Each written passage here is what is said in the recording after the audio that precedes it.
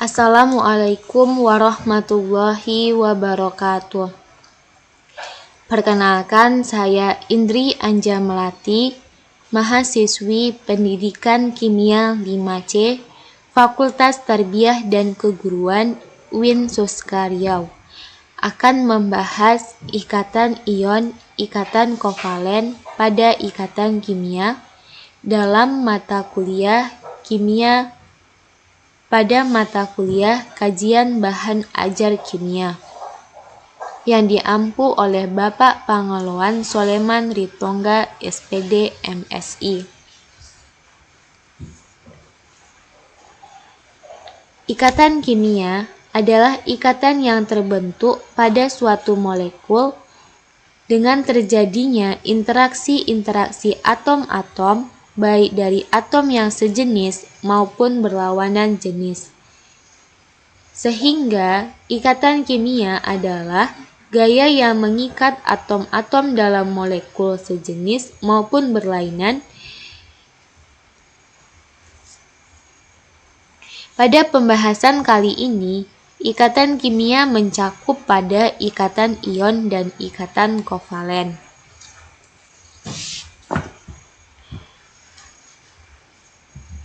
Ikatan ion terbentuk dari ion positif dan ion negatif. Ion positif ini akan menyerahkan elektron sehingga ia kekurangan elektron dan bersifat positif. Sementara ion negatif adalah ion yang menerima elektron dari ion positif sehingga ia kelebihan muatan elektron yang menyebabkan ion negatif menjadi negatif oleh kelebihan elektron tersebut. Dari peristiwa ion positif yang menyerahkan elektron dan ion negatif yang menerima elektron, terjadilah serah terima elektron, sehingga ikatan ion terbentuk dikarenakan serah terima elektron pada ion positif dan ion negatif yang membentuk senyawa ion.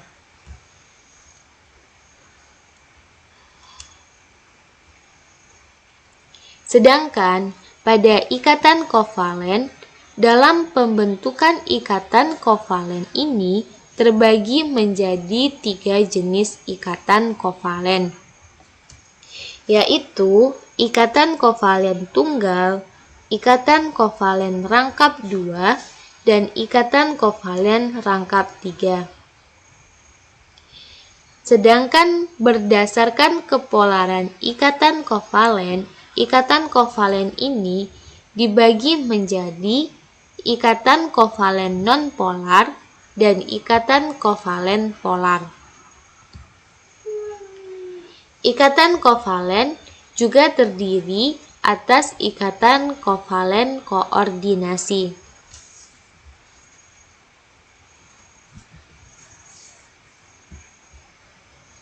Sebelum membahas ikatan ion dan ikatan kovalen pada ikatan kimia, adapun materi prasyarat, yaitu materi yang menjadi landasan dan acuan sebelum membahas lebih lanjut materi ikatan kimia ini adalah: pertama, teori atom. Teori atom telah ada sejak zaman filsuf Yunani Demokritus dan Aristoteles. Namun, penemuan tersebut berhenti hingga gagasan baru muncul kembali oleh John Dalton yang kita kenal sebagai Bapak Atom, merumuskan teori atom untuk pertama kali, hingga bermunculan teori-teori atom berikutnya seperti teori atom Thomson, Rutherford, Bohr, dan mekanika kuantum. Mekanika kuantum yang kita kenal sebagai teori atom modern. Nah, dalam teori atom ini terdapat struktur atom yang menjadi acuan dalam ikatan kimia. Materi prasyarat yang kedua adalah sistem periodi unsur. Merupakan susunan unsur-unsur berdasarkan urutan nomor atom dan kemiripan sifat unsur-unsur tersebut. Sebagaimana di dalamnya terdapat unsur yang bersifat logam, non-logam, dan semi-logam. Penting kita memahami sistem periodi unsur dikarenakan di dalamnya terdapat penggolongan unsur-unsur yang bersifat logam, non-logam, dan semi-logam sebagai pembahasan dalam bagaimana pembentukan ikatan kimia itu sendiri. Sebagaimana pula kita mengetahui bahwa ikatan kovalen terbentuk berdasarkan sifat dari unsur non-logam dan non-logam. Sedangkan ikatan ion terbentuk dikarenakan ikatan non-logam berikatan dengan ikatan logam.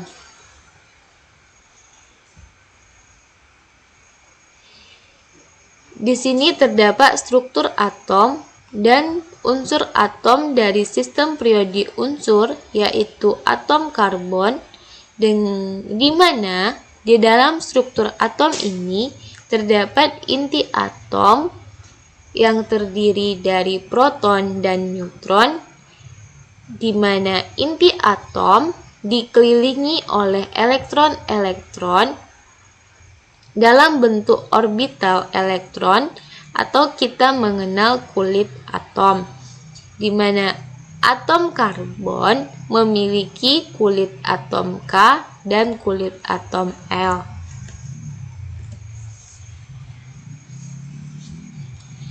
Materi prasyarat selanjutnya adalah konfigurasi elektron.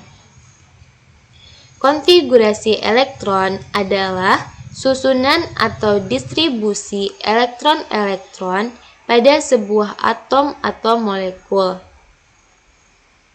Susunannya mengikuti aturan khusus seperti prinsip Aufbau, kaidah Hahn, dan larangan Pauli.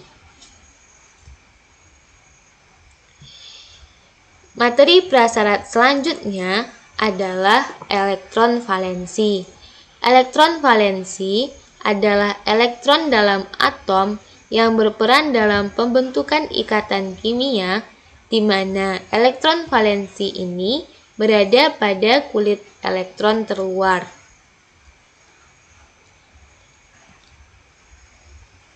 Nah, setelah kita mengetahui teori atom dan sistem periodi unsur, kita juga perlu mengetahui konfigurasi elektron dari nomor-nomor atom suatu unsur, sehingga setelah kita mengetahui konfigurasi, kita dapat mengetahui elektron valensi, yang yaitu kulit elektron terluar yang akan menjadi acuan pembentukan ikatan kimia.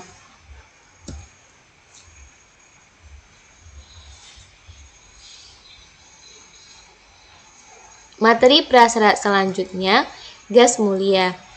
Atom-atom mempunyai kecenderungan untuk memiliki struktur konfigurasi golongan gas mulia yang memenuhi kaidah oktet dan kaidah duplet.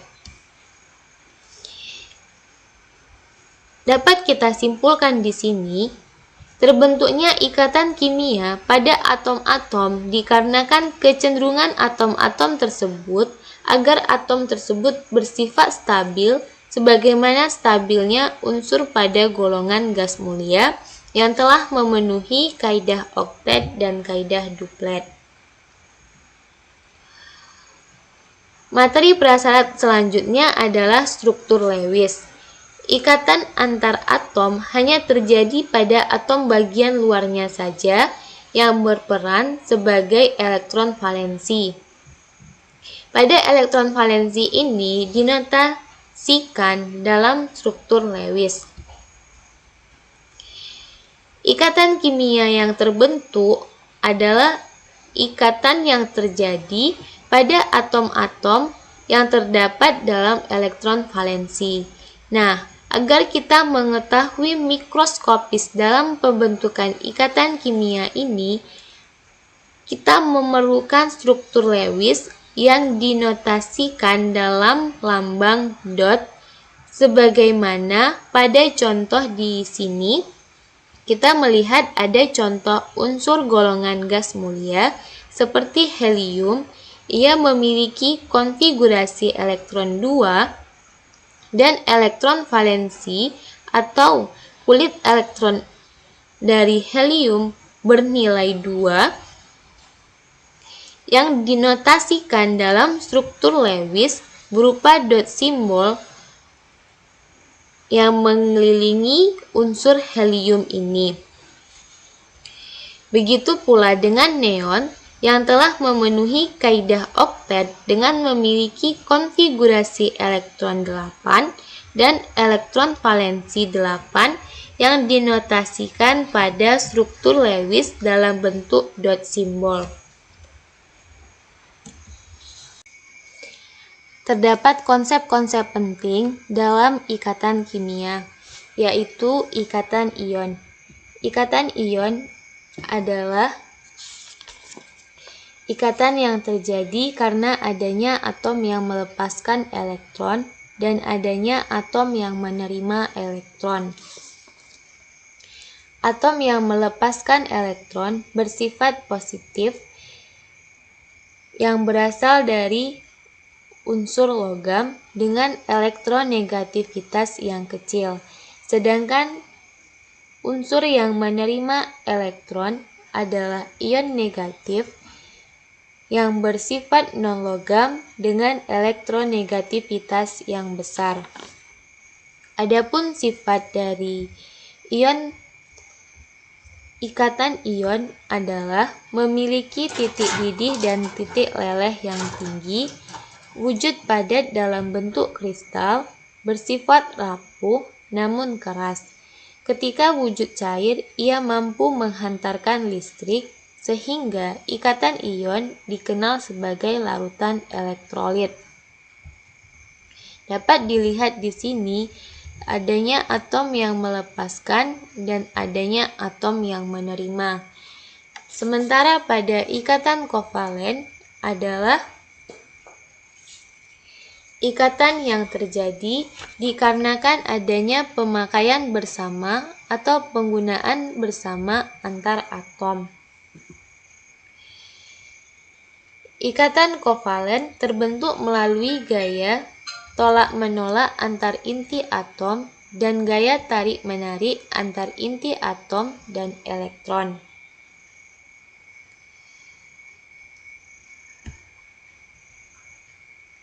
Ikatan kovalen terjadi di antara non-logam dan logam. Adapun sifat fisika dari ikatan kovalen, ia dapat bersifat padat, cair, dan gas. Titik leleh dari ikatan kovalen lebih rendah bila dibandingkan dengan ikatan ion, dan ikatan kovalen cenderung bersifat non-elektrolit disebabkan ikatan kovalen mudah larut bila dalam senyawa nonpolar, sehingga ketika ikatan kovalen dalam bentuk nonpolar, ia tidak dapat menghantarkan listrik. Sementara senyawa kovalen polar atau ikatan kovalen polar mampu menghantarkan listrik. Pembagian ikatan kovalen berdasarkan pembentukannya terdiri menjadi ikatan kovalen tunggal, ikatan kovalen rangkap 2, dan ikatan kovalen rangkap 3. Ikatan kovalen tunggal adalah ikatan yang melibatkan pemakaian bersama hanya pada satu pasang elektron. Contohnya di sini pada molekul Cl2 yang melibatkan atom-atom Cl. Atom Cl memiliki 7 elektron valensi, sehingga ia memerlukan 1 agar mencapai kesetimbangan. Hal ini tidak memungkinkan atom Cl untuk membentuk ikatan ion karena kemampuan kedua atom Cl untuk menarik dan melepaskan adalah sama kuat. Oleh karena itu, setiap atom Cl menyumbangkan satu elektronnya untuk digunakan secara bersama-sama sehingga memenuhi hukum oktet. Atom Cl2 yang membentuk ikatan kovalen tunggal tersebut pun akan mencapai kestabilan dengan pemakaian satu pasang elektron. Kemudian terdapat pula ikatan kovalen rangkap 2. Ikatan kovalen rangkap merupakan ikatan kovalen yang pemakaian bersama lebih dari satu pasang elektron. Kita misalkan pada ikatan kovalen rangkap 2 adalah molekul O2 yang melibatkan atom unsur oksigen. Konfigurasi elektron pada oksigen yaitu 2 dan 6. 6 elektron valensi dari oksigen ini memerlukan 2 elektron lagi agar oksigen tersebut mencapai kestabilan. Sehingga untuk mencapai kestabilannya, atom O saling berikatan. 2 atom O yang saling berikatan ini akan menyumbangkan 2 elektronnya untuk digunakan secara bersama-sama sehingga memenuhi kaidah oktet. Begitu pula pada ikatan kovalen rangkap 3 adalah pemakaian bersama yang terdiri dari 3 pasang elektron. Kita misalkan pada molekul N2 yang melibatkan atom N. Atom pada unsur N memiliki konfigurasi elektron 2, 5. Dengan elektron valensi 5, atom N memerlukan 3 elektron tambahan lagi. Jika 2 atom N saling berikatan, maka setiap atom N akan menyumbangkan masing-masing 3 elektron. 3 elektronnya untuk digunakan secara bersama-sama sehingga menjadi 3 pasang elektron yang saling berikatan membentuk ikatan kovalen rangkap 3.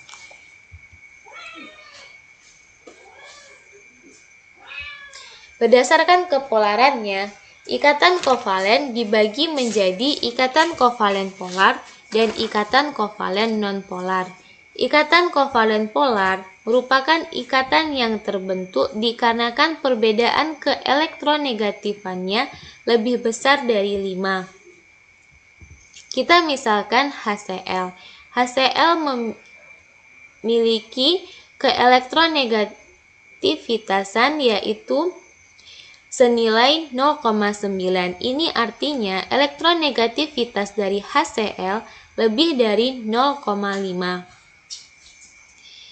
Selain itu, ikatan kovalen polar merupakan ikatan yang memiliki kutub positif maupun kutub negatif.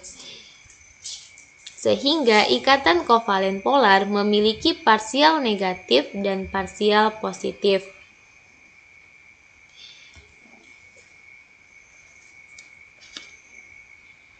Pada contoh HCl, H memiliki elektronegativitas senilai 2,1, sedangkan Cl memiliki elektronegativitas 3,1, sehingga elektron akan bergeser ke arah Cl yang menjadikan penyebab nilai elektronegativitas Cl lebih besar, sehingga Cl akan membentuk kutub negatif oleh kelebihan elektronnya menjadi parsial negatif.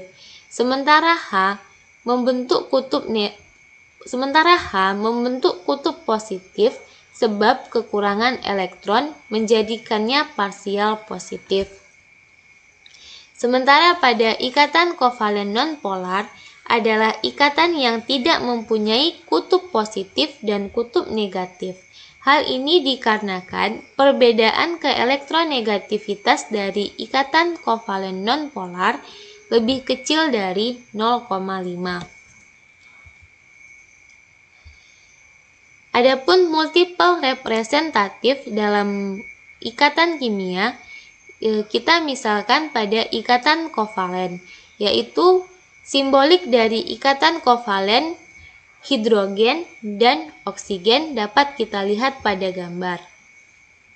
Hidrogen dan oksigen tersebut akan berikatan kimia menjadi ikatan kovalen dengan struktur mikroskopis, pemakaian bersama 2 atom H dan 1 atom O. Penggunaan bersama inilah yang akan menjadikan ikatan tersebut berbentuk ikatan kovalen.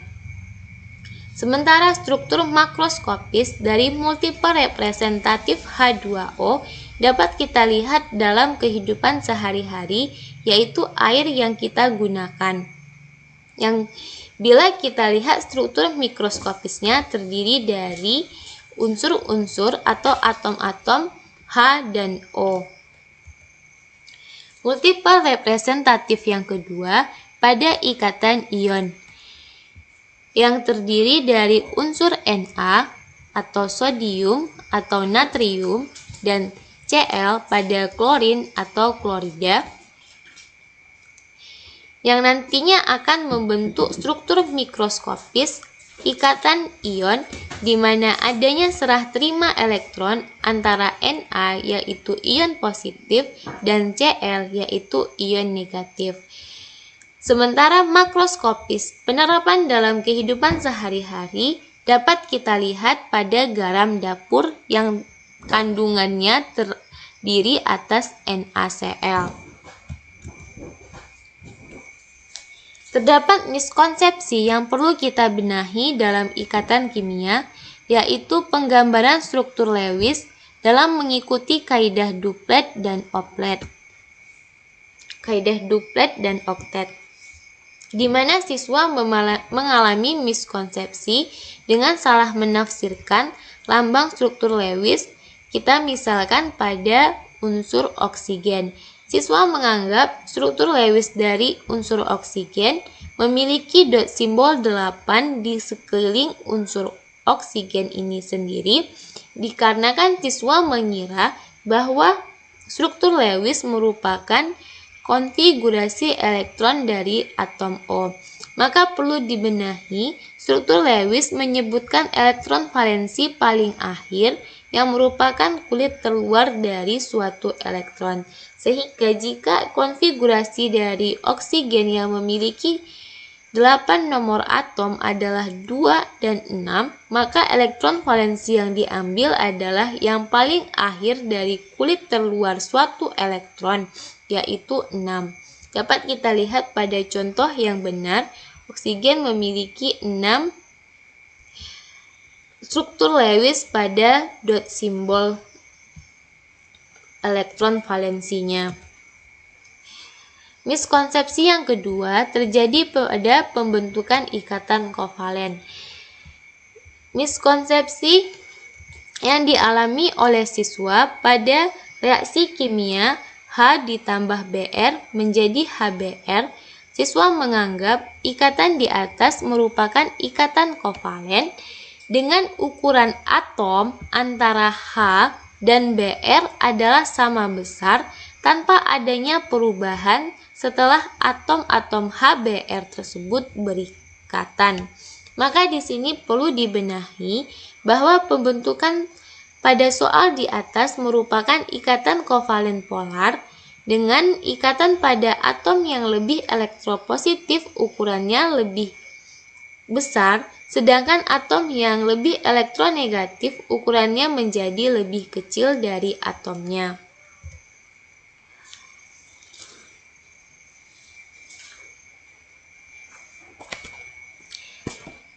Pada pembahasan dan soal, kita masuki pada soal yang pertama, yaitu tentukan jenis ikatan kovalen rangkap pada molekul C2H2. Kita mengetahui atom C memiliki konfigurasi elektron 2, 4 dengan elektron valensi adalah 4. Sementara H memiliki konfigurasi elektron 1 dan elektron valensi 1. Agar stabil, atom C memerlukan 4 elektron tambahan, sedangkan atom H memerlukan 1 elektron tambahan.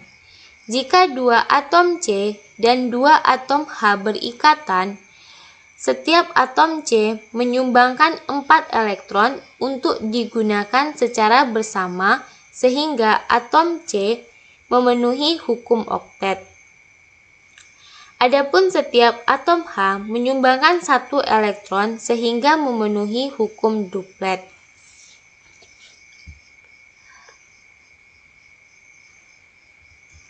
Pasangan elektron ikatannya ada 5, yaitu 3 pasang antar atom C dan 2 pasang atom C dan H. Ikatan antar atom C membentuk ikatan rangkap 3 karena elektron yang digunakan bersama berjumlah 3 pasang. Adapun ikatan antar atom C dan H membentuk ikatan tunggal dikarenakan elektron yang digunakan secara bersama 1 pasang elektron. Adapun soal selanjutnya, tentukan senyawa kovalen dan jenis ikatan yang terbentuk dari atom H dan O. Kita mengetahui bahwa atom H memiliki konfigurasi elektron 1 dan elektron valensi 1. Sementara atom O memiliki konfigurasi 2 dan 6 dengan elektron valensi 6. Untuk mencapai kestabilannya, atom H memerlukan 1 elektron tambahan, sedangkan atom O memerlukan 2 elektron tambahan. Jika atom H dan atom O berikatan, 2 atom H menyumbangkan 1 elektron, sedangkan atom O menyumbangkan 2 elektron untuk digunakan bersama, sehingga atom H memenuhi hukum duplet dan atom O akan memenuhi hukum oktet. Senyawa kovalen yang terbentuk antara H2O mempunyai 2 ikatan tunggal antara H dan O.